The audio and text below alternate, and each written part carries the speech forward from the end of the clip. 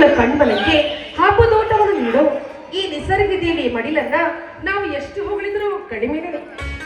ಗೀತಾ, ಸುತ್ತಲೂ ಬೆಳೆದು ನಿಂತಿರುವ ಹೂವು, ಈ ಪಚ್ಚ ಪೈರಿನ ಹಸಿರು ಈ ನವ ಪ್ರೇಮಿಗಳಿಗೆ ಏನನ್ನೋ ಸೂಚಿಸ್ತಾ ಇದೆ. ಏನು ಹೇಳಿ ನೋಡೋಣ.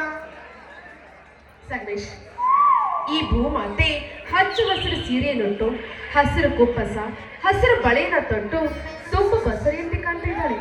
ಅದು ಅಲ್ಲಿ ನೋಡಿ, ತಂಗಾಳಿಗೆ ತೂಗಿ ಬರೋ ಆ ಭತ್ತದ ತೆನೆ ಹಾಗೂ ಕಬ್ಬು ತಲೆ ತೂಗಿ ಸ್ವಾಗತ ನೀಡ್ತಾ ಇದೆ. ನಮ್ಮ ಪ್ರೇಮಿಗಳಾಗಿ ಬಂದಿರೋ ನಮ್ಮನ್ನ ತಮ್ಮ ಬಳಿಯಲ್ಲಿ ಸ್ವಲ್ಪ ಹೊತ್ತು ವಿಶ್ರಾಂತಿಯನ್ನು ಹೊಂದಲು. ಗೀತಾ, ಶಹರದಲ್ಲಿ ಆ ಗದ್ದಲು, ಆ ಬಸ್ಸಿನ ಓಡಾಟ, ಆ ಜನಸಂದಣಿಯಲ್ಲಿ ಬೇಸತ್ತು ದೂರ ಬಹುದೂರ ಬಂದ ನಮಗೆ ಆನಂದವೇ ಆನಂದ. ಈ ಸ್ವರ್ಗದ ಸೌಂದರ್ಯ ಸವಯುವ ಅಧಿಪತಿಗಳು ನಾವಿಬ್ಬರೇ ಅಲ್ಲವೇ? ದಟ್ಟವಾಗಿ ಬೆಳೆದಿರೋ ಈ ಗಿಡ ಮರ ಬೆಳ್ಳಿ, ಇನ್ನು ಹುಲಸಾಗಿ ಬೆಳೆದಿರೋ ಈ ಹುಲ್ಲಿನ ಹಾಸಿಗೆ ನೋಡಿದ್ರೆ ನನಗೆ ಇಲ್ಲಿಂದ ಹೋಗೋದಕ್ಕೆ ಮನಸ್ಸೇ ಬರ್ತಾ ಇಲ್ಲ. ಹೌದೌದು, ಬರೀ ನಿನ್ನ ವನದ ವರ್ಣನೆ ಆಯ್ತಲ್ಲ. ಈ ವನರಾಣಿಯ ಕಂಠದಿಂದ ನನ್ನ ಮನ ತಣಿಸುವಂತ ಮಧುರ ಗೀತೆಯೊಂದು ಹೊರಹೊಮ್ಮಿದಾಗ ನನ್ನ ಮನ ಗೆದ್ದ ಈ ಗೀತ ಆ ಸ್ವರ್ಗದ ಅಪ್ಸರೆ, ಈ ಸಂಗಮೇಶ ಆ ಸುರಲೋಕಾಧೀಶ.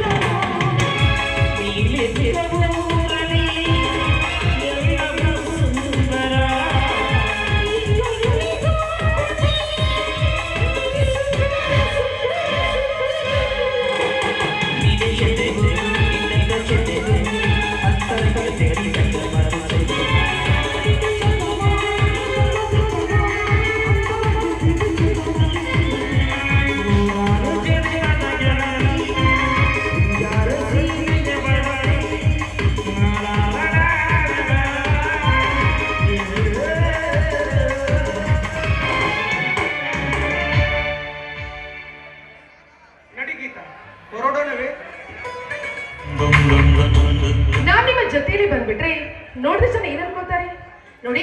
ನೀವು ಮುಂದೆ ಹೋಗಿ, ನಾನು ಬಸ್ ಹಿಡಿದು ಬರ್ತೀನಿ. ಹಾಗಾದರೆ ಪುನಃ ನನ್ನ ನಿನ್ನ ಮಿಲನ ನಾಳೆ ಇದ್ದೇನೆ ಇಲ್ಲ ಇದೇ ಸಮಯಕ್ಕೆ ಕಬ್ಬನ್ ಪಾರ್ಕ್ ಅಲ್ಲಿ.